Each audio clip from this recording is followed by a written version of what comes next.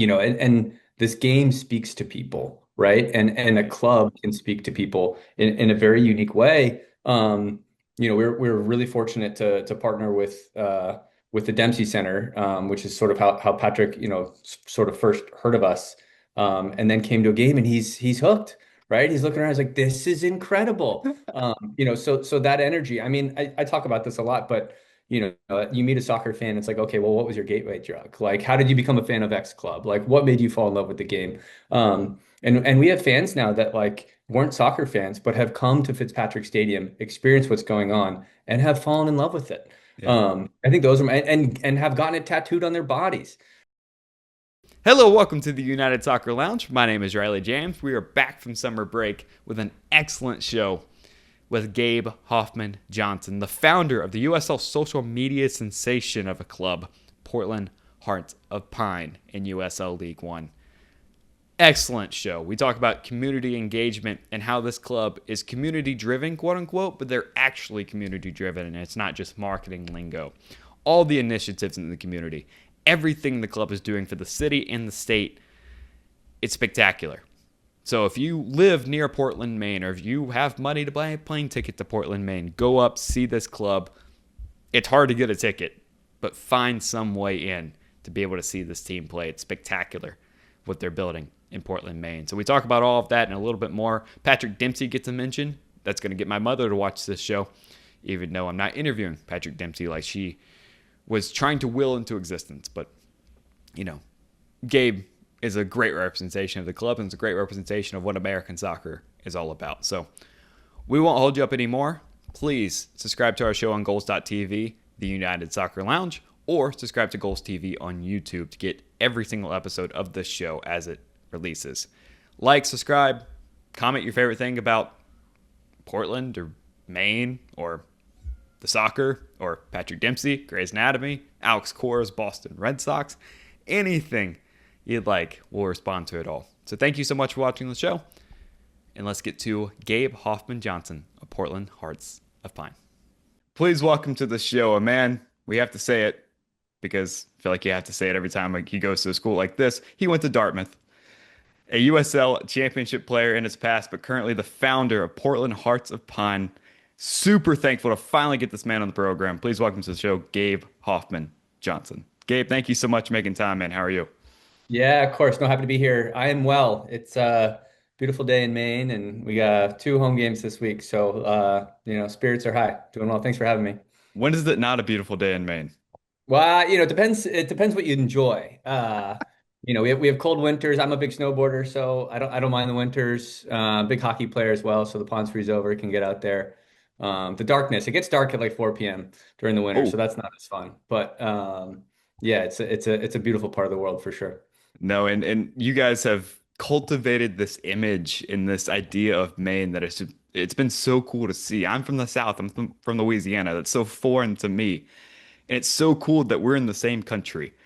That's how cool America is. We could be so different from all over the place, but we have one flag that unites us all, which I think is it's pretty. I mean, given the week that we're doing this, it's Independence Day week, so it's a cool thing. But Maine and Portland Hearts of Pine, like this has been such a cool project to view from afar. What is the practice of making sure the club actually involves the community and not just marketing lingo? Yeah, totally. No, I'm glad you pointed that out. I mean, I think first and foremost, it's really who we are, right? There's so much of this club, its genesis, that is literally here to contribute to this community. And sort of that reason for being, we filter almost every decision that we make through that sort of community filter, and we are a small business, so we can't, do have to make some decisions that that maybe are averse to that. But like my upbringing, my background, my father was a collegiate soccer coach. He played in college as well. My mother's an international peace builder. So mostly conflict resolution, reconciliation work, predominantly in Sierra Leone. So I was basically raised by soccer and social impact. And this club is sort of a manifestation of my desire to make the most impact in the best way that I know how, in the city and state that I love. And was a 6 year process as well. I think there's a lot about maybe a more typical process of secure a franchise, plant it and try to build a community around it, and we sort of flipped that. We almost inverted that process to where we built this club with the community, and the first 3 years of this process were I was in the soccer bars. We were hosting events with the Immigrant Welcome Center. Um, there's this recognition of the real power of this game and what this club can be as a result of that. And we view it as a responsibility to go out and do those things.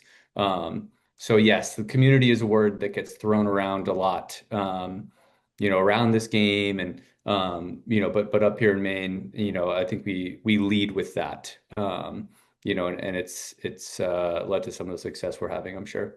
Yeah, and we'd like to look at on-field results for success a lot of the time, but you guys have, like I said, the marketing power of the club and the sign of good marketing is you still talk about it months later. I mean, we're around the office, we're still talking about the dairy farm video that you guys put out on social media and just the community aspect. It goes that far, and it's so cool to see the stands packed out every single week, people so involved and so invested in this project.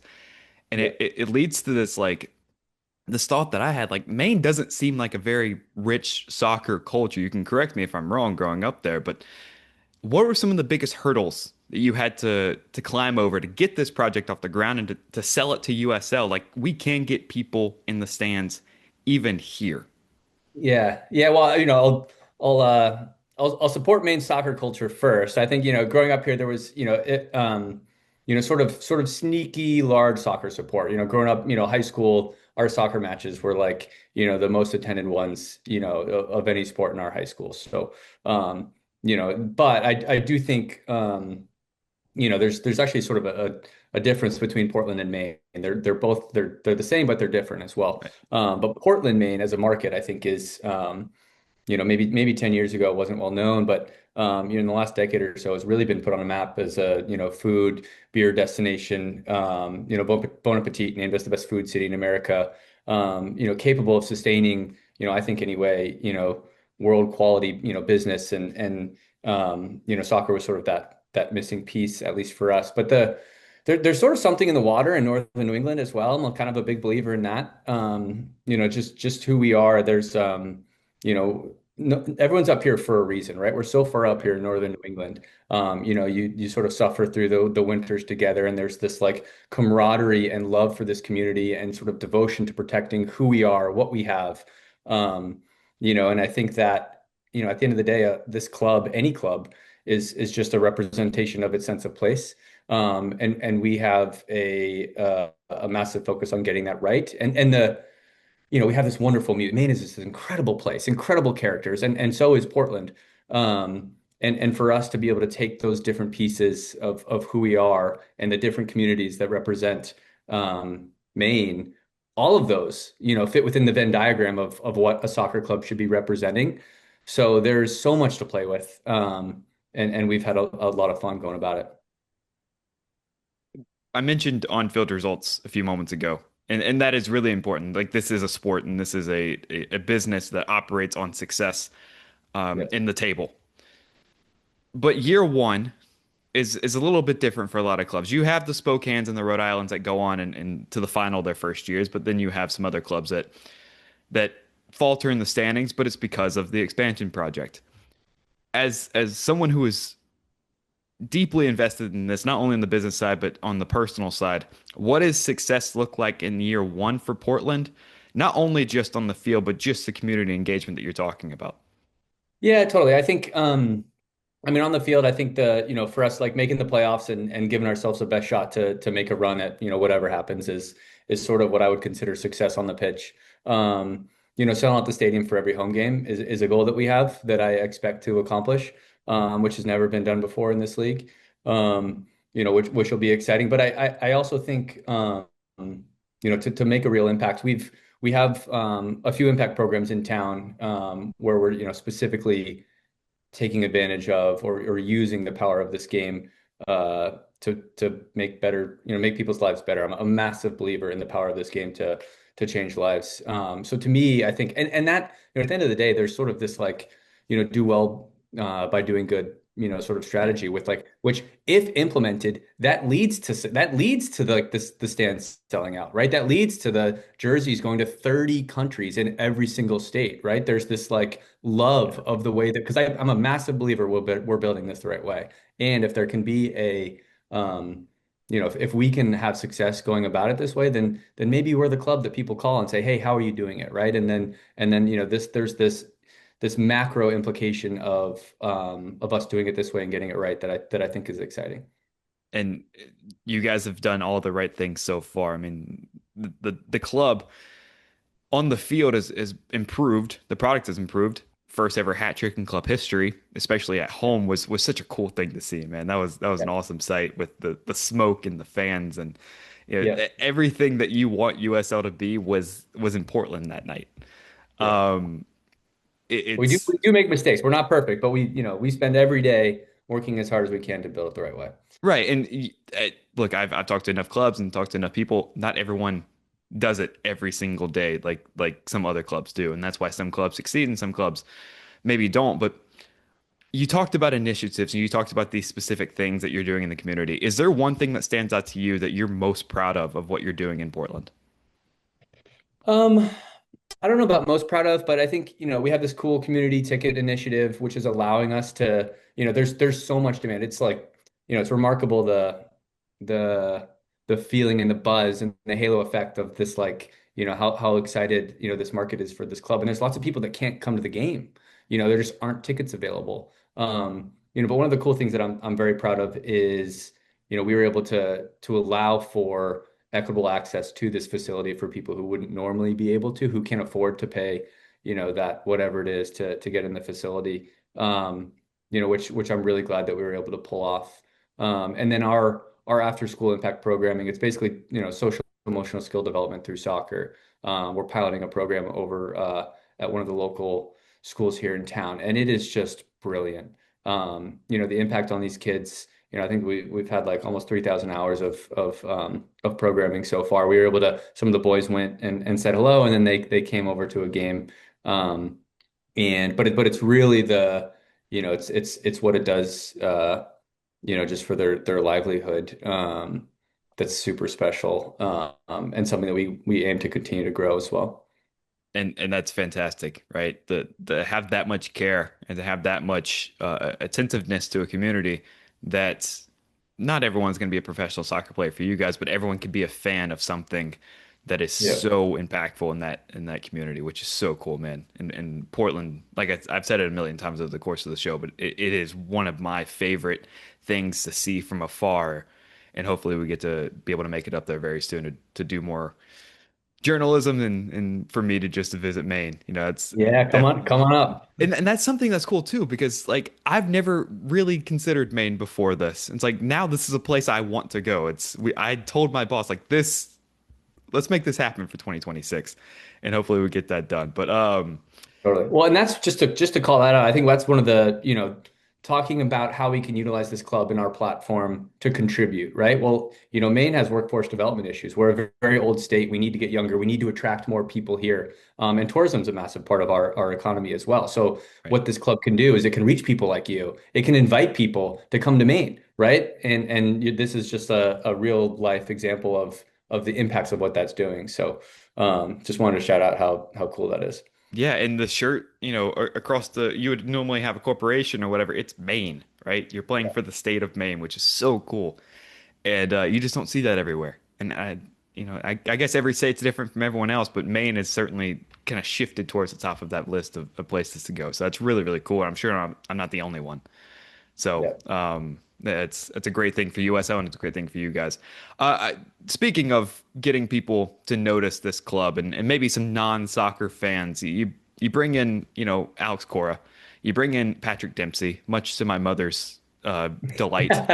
Mine too. Um, their role in attracting non-soccer eyes to Portland has been what and how do you feel that like that's gone? Yeah, well, I think well, first of all, Alex is a massive soccer fan. He's a huge Liverpool fan. And Patrick's son had played, but Patrick's from Maine. And I think there's, once you start building this and the momentum starts, and I think what I would call out as probably the most important piece is staying true. That authenticity is just super, super important. Um, and this game speaks to people, right? And a club can speak to people in a very unique way. We're really fortunate to partner with the Dempsey Center, which is sort of how Patrick, sort of first heard of us, and then came to a game and he's hooked, right? He's looking around, he's like, this is incredible. So that energy. I mean, I talk about this a lot, but you meet a soccer fan, it's like, okay, well, what was your gateway drug? Like, how did you become a fan of X club? Like, what made you fall in love with the game? And we have fans now that like weren't soccer fans, but have come to Fitzpatrick Stadium, experienced what's going on, and have fallen in love with it. Yeah. I think those are and have gotten it tattooed on their bodies, right? So there's like this, to me, that being more than a club, representing that sense of place, representing that community, and how you go about doing that. It's why with our marketing, we don't really like talking at people. It's who can we give the microphone to? And let others do the talking for us. Let others see themselves in what we're telling stories about. And I think that's what really speaks to people. And then, obviously, if Patrick posts on Instagram, you can get 100,000 likes, which is nice. But that awareness is good. Well, I posted that in my story. I'm like, this is a big crossover event for the women in my life and me. Like, Yeah, it's a great thing. But I love that approach, right? Instead of people from the club going up with a microphone, it's allowing the community to talk to each other in this public totally. forum, which is so, so cool. It's so different than any other club in the country. Yeah. And, I hate to, pull back the marketing lingo, but like clubs say that all the time, but you guys are applying it, which is so, so cool.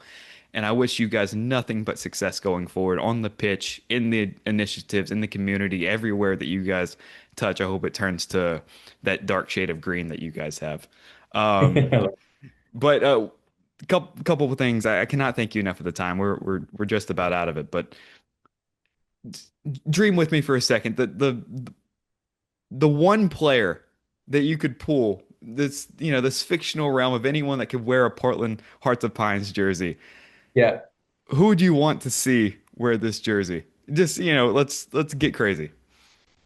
Yeah, well, this probably is be a crazy answer because I'm a homer, and but I do think we've had some good players come out of Maine in the past. I think Roger Levesque, sort of a cult hero in Seattle back in the day, would be fun to see him pull on a Portland jersey for the first time. Would have to make sure people knew that was Portland, Maine. Um, you know, but that would be a fun one. Or then, I grew up as a Liverpool fan. Michael Owen scored that famous goal in the '98 World Cup against Argentina.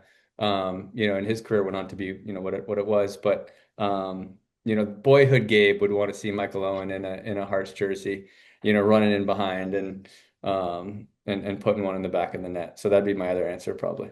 I love the idea, and this is the magic of the Open Cup. Maybe this could happen one day of Portland Timbers coming over to Portland, Maine, playing an Open Cup match. That would And be I don't know that I probably should know the rules, but we could probably sign Raj to play. well. I So mean, if he sees this and wants to come out of retirement, The Des Moines Menace sign a bunch of random ex-MLS right? players to Fletcher do was whatever they want. playing, and yeah, yeah, exactly. That's awesome, man. But hey, thank you so much for your time. I certainly appreciate you doing the show with us. Like I said, best of luck the rest of the season and everything that you guys do off the pitch. But we certainly hope to see you in the postseason. Yeah, appreciate. Thanks for having me on, and appreciate everything that you're doing for the game as well. Keep it up, and let me know. Let me know when you make it up this way, and highly encouraged. So. Thank you so much to everyone in Portland, Maine to help make this show happen. Massive shout out to Gabe Hoffman-Johnson for doing the show and making the time. Such a cool project. One of my favorite clubs from the community aspect in USL, all of USL, because they do it right. And great marketing, great social media, and the sign of really great content is making me want to go to Maine, a place I've never considered before in my life. I'm now, wanting a scarf. I'm wanting a shirt. Like, I'm wanting all of these things, and I'm wanting a trip up to Maine. So let's be able to make sure to make that happen. So thank you so much for making the time to watch this show today. Again, massive shout out to Portland, massive shout out to Gabe. If you like this show, if you like me, probably more likely that you like the show, you can find us on the internet at RileyJamesIAC on Instagram and X for me. The show's Instagram account is at USO on Goals. The parent company at goals.tv on Instagram, at goals_TV on X. And you can find the entire catalog of this show, as well as plenty of other great creators talking about soccer from all around the world, on www.goals.tv. That'll do it for us. Thank you so much for watching our program today. For Gabe Hoffman-Johnson, I'm Riley James. If anyone cares, go visit Portland, Maine, and we'll see you next week.